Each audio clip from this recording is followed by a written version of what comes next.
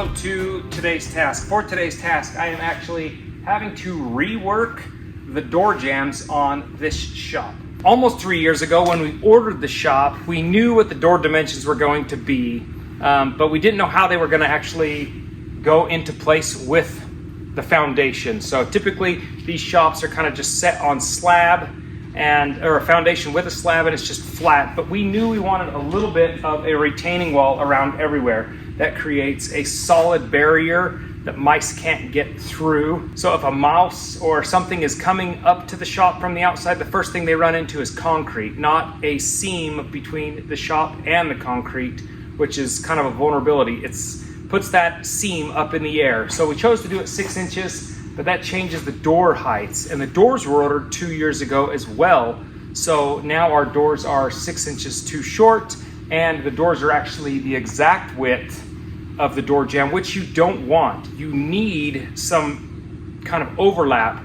so that it seals better. My door guy said, I can install them that way, but you're gonna have a really weak seal there. It's vulnerable, and we don't want that. We already have enough of a mouse problem as it is. We don't want to encourage more. We want to put as much defense as possible. So he said, let's fur out each side of your door a little bit. For our width issue, we took our door jamb and just made it 1.5 inch wider on each side. So it gives us a 3 inch overlap now, but that still leaves us the problem up top. So we had to build some small 6 inch walls, and now we have to kind of cover them back up. I've got to get these other 2 walls put in place, but then all the sheeting that comes with the shop will actually slide over top of this and look in place. So it's going to show more of the black trim out on the sides. It's actually going to look intentional even though it wasn't. So that's kind of a nice, I guess, workaround. We really didn't want to bring the header any lower, but the height of the door can't change without adding a panel. That would be expensive. It'd be a half panel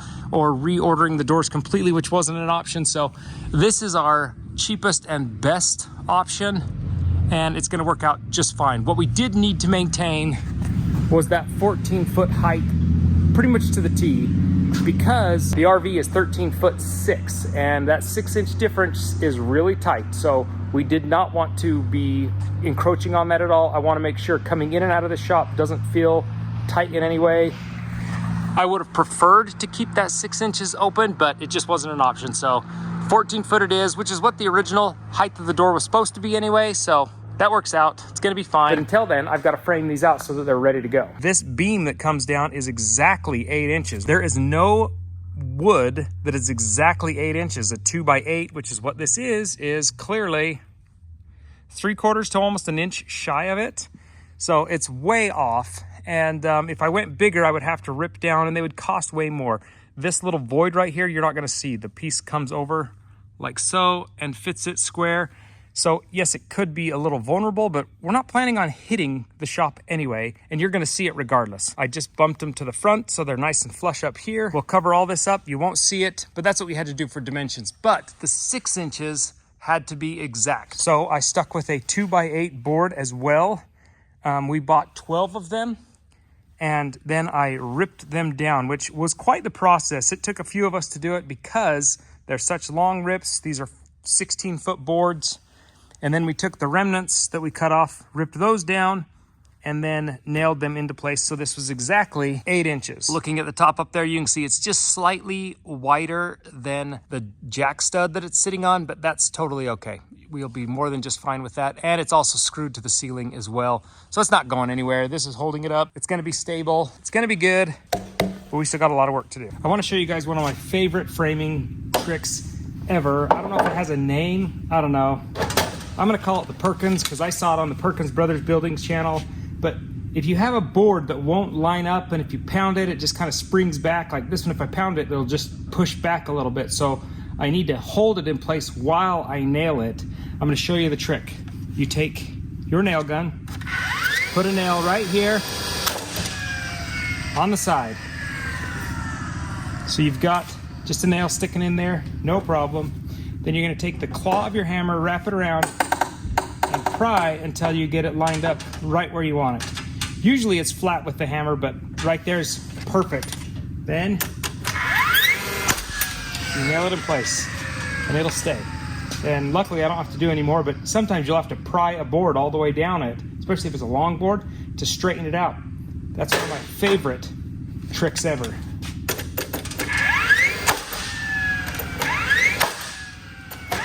And some people will pull that nail out. I don't care. I'm just gonna set it in there and call it good.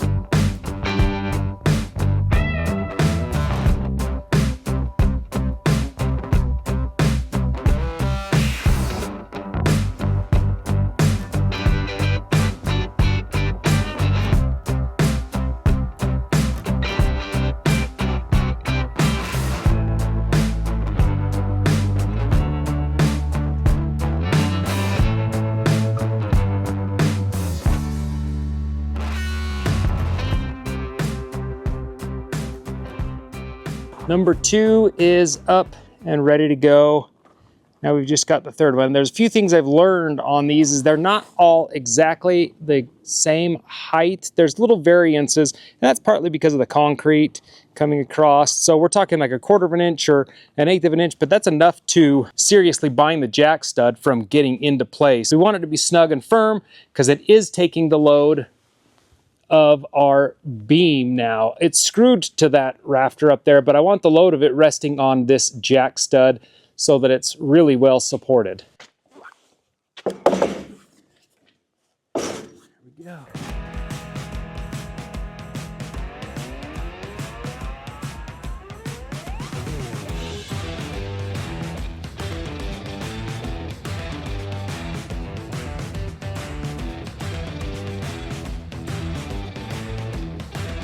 Ow.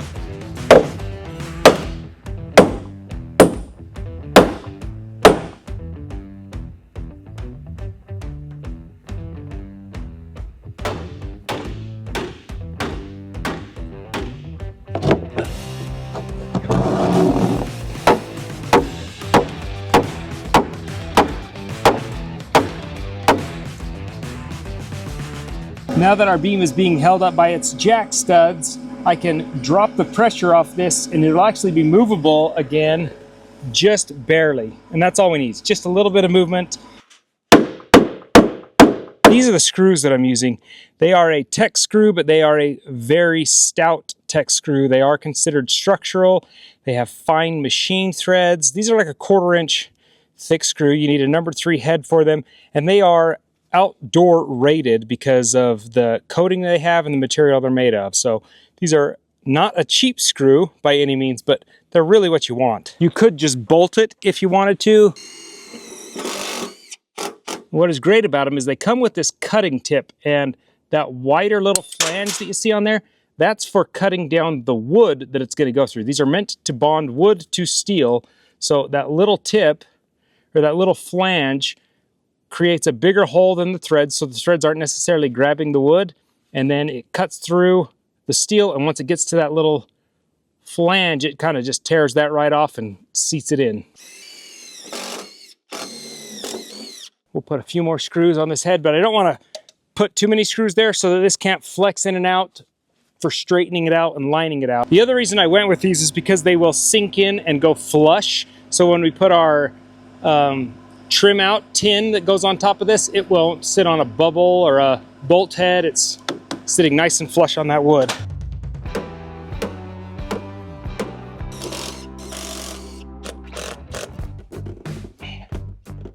should be good. That looks really good right there. Let off, doesn't even go anywhere. And this one doesn't have a long way to go to get it lined up, but a little bit helps.